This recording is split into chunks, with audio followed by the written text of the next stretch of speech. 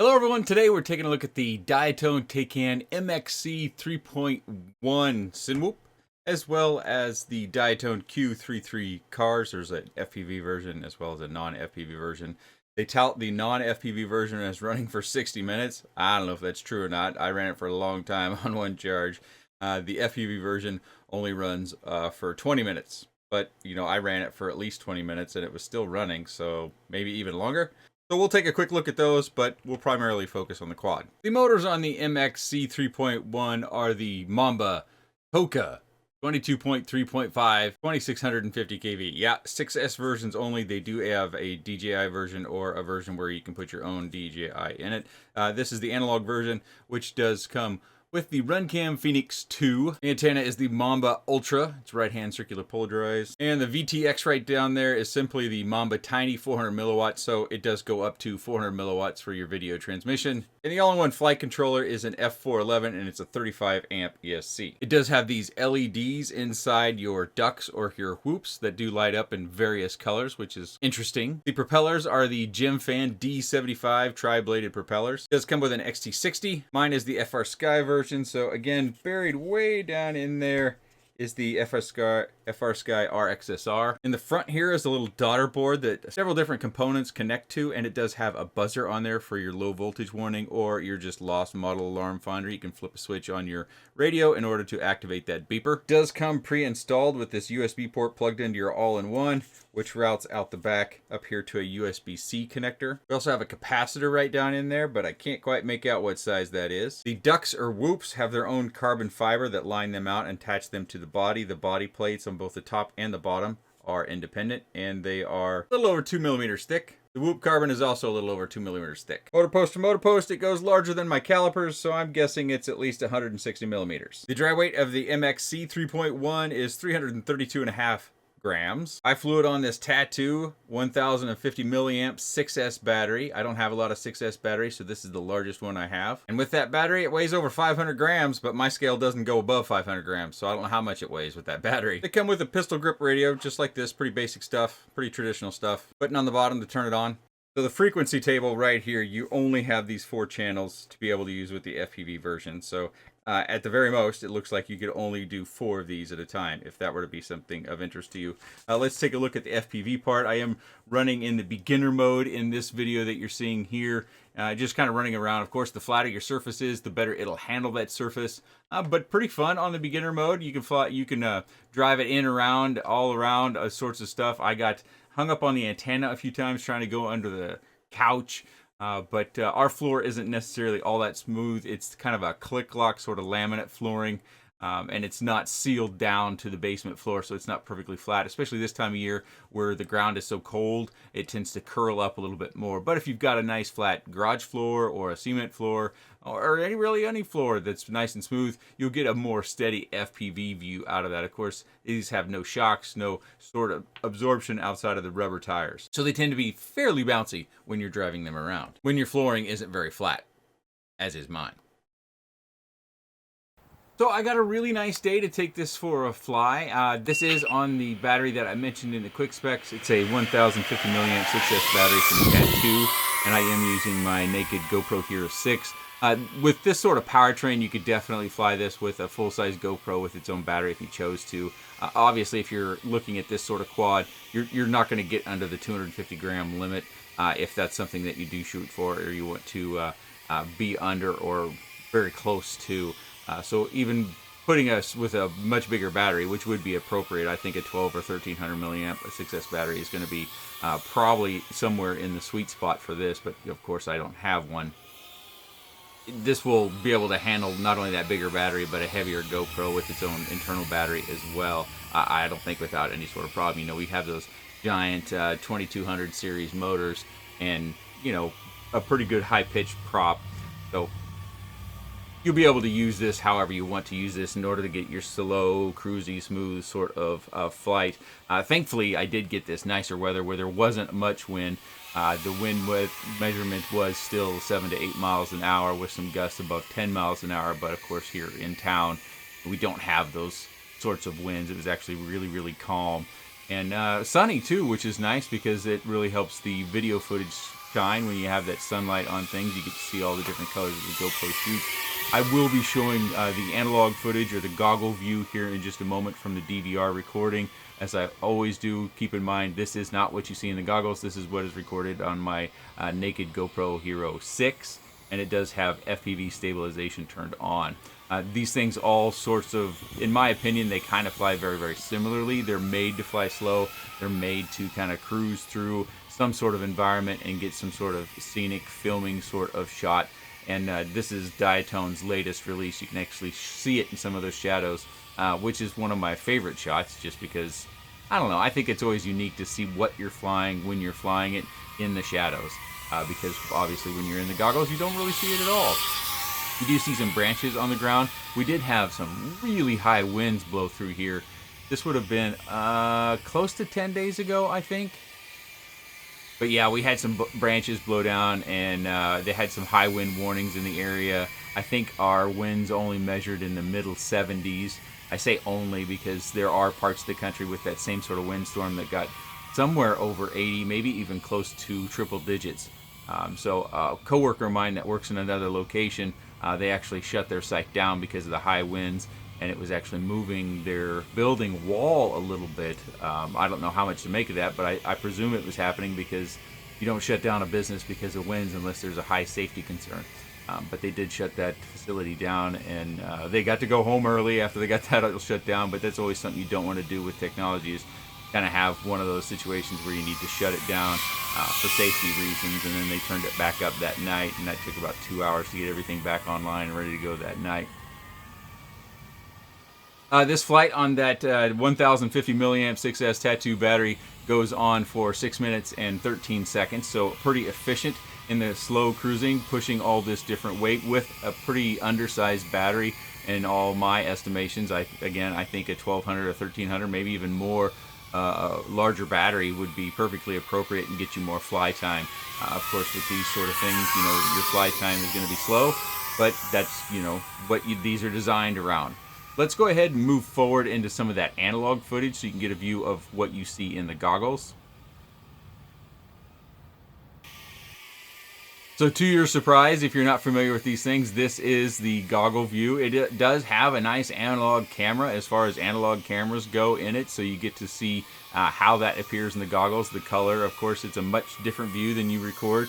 But the reason why you have that external camera on there is because you want that high definition footage, and you want to get all of the glorious shapes and colors and whatever your environment has in it in order to be able to produce the kind of video that you enjoy, or maybe you're even flying for commercial reasons. So you're using this to film a commercial or film some sort of segment for some footage in a film or something to where you need that HD or above footage.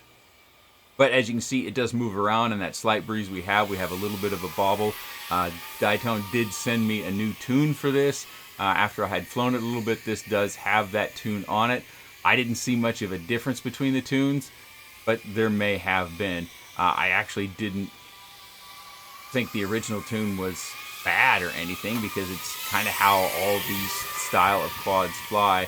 I even forgot to move some of my OSD elements around. You can see there that I've got my throttle position kind of in the center of the screen. I usually move that into the top left. I didn't even notice while I was flying this that I had that throttle position, which is around, you know, high 20s, low 30s in most of this slow cruising flight. It was dead center, so that was a little bit comical to me. And of course, you can see my battery voltage down in the far left as well. We've got our battery average voltage per cell just above our total voltage, so you can see that I am flying this on 6S.